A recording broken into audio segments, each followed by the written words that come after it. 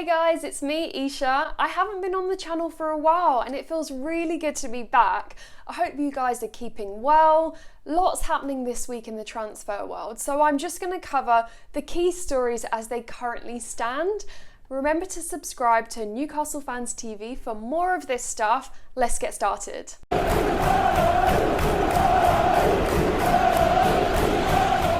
So right now we know that more than ever we're on tight transfer funds, and I'm sure as usual we won't close in on deals until the 11th hour, until the end of the transfer window, which is in a month's time. So far we've signed Mark Gillespie, Jeff Hendrick arrived, we finally sorted out the Matty Longstaff contract. So what else is in the pipeline? Let's talk about Callum Wilson. Now, the club have offered Matt Ritchie plus cash in a bid to sign the Bournemouth striker. We can't really afford him without the swap deal, which is quite interesting. He has had a couple of bad injuries, so I guess the club will factor that into whatever offer they have made. Lee Ryder did say in a Q&A yesterday that he thinks the fee could be around £20 million, with Matt Ritchie valued around £10 million. But that's exactly what's being debated by the clubs and the agents right now. Callum Wilson has been on Steve Bruce's wish list throughout the summer. He scored 8 Premier League goals in 35 appearances for Bournemouth last season.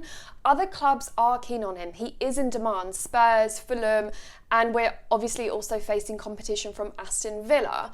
I guess we can't really talk about this signing without also talking about Matt Ritchie. Now, I think he brings a lot to the squad. He's been an integral part of the squad that got promoted back up to the Premier League, so he's kind of been on that journey with us. He doesn't score enough goals, but his energy, his drive, his determination is unmatched. Is it enough? No.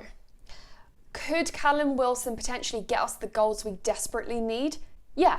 To be honest, it's as simple as that for me, and I guess factoring that, it would be a good deal, and I would be happy with that to go ahead. Now let's talk about Callum Wilson's former Bournemouth teammate, Ryan Fraser. Now he's a free agent. He left Bournemouth at the end of last season. Because he's a free transfer, this does appeal to me. His arrival wouldn't really stretch our tight budget. Great. He hasn't appeared in the Premier League since before lockdown, since March. So he's nowhere near match fit, which does concern me. Newcastle are pushing him for a decision on whether he still is keen to join us, but even if we do win the race to sign him, he won't be match fit for the opening weekend of the season, which isn't ideal. But if we're looking at good business decisions with our limited transfer funds, I think this could be a good one. Okay, now let's talk about our left-back search. So Dimitris Giannoulis, he's a player we've been heavily linked with. Actually, talk of this move has really intensified over the last week, and I'll admit I'm not overly familiar with Greek football, but after a bit of research, it does seem that he's coming off the best season of his career. He's 24 years old, he's one of the top 3 players for PAOK FC, and he's also a regular starter for the Greece national team. His club will reportedly be willing to accept an offer around €6 million. Is he our answer to our left-back situation? Potentially. Although I have to say, I am a fan of Jetro Willems. He's almost recovered from his ACL injury that he picked up in the Chelsea game.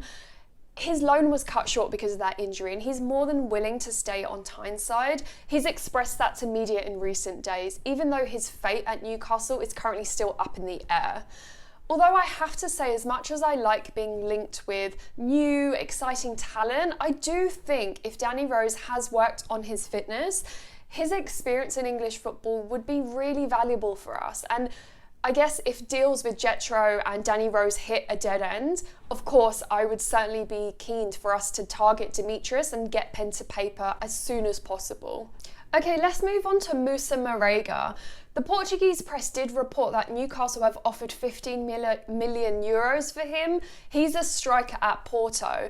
I looked a little bit further into it and it seems like this is just a fake rumour, although there has been interest in the past. So I'm not going to waste time on that one, but let's instead talk about a player we've been linked with that appears to have a bit more credibility. So Rob Holding. It seems the club are looking at getting him in because we tried and failed to get in Chris Smalling. So Rob Holding is 24 years old. He's ready to leave Arsenal, so a loan move is on the cards, and Newcastle clearly has interest in him. But a move for him, it would be dependent on how Steve Bruce can make room for him, really. He would face competition at Newcastle in the centre-back area unless somebody moves on. Cher, Clark, Fernandes, all three of them have a year left on their deals, and all three of them have had injury problems.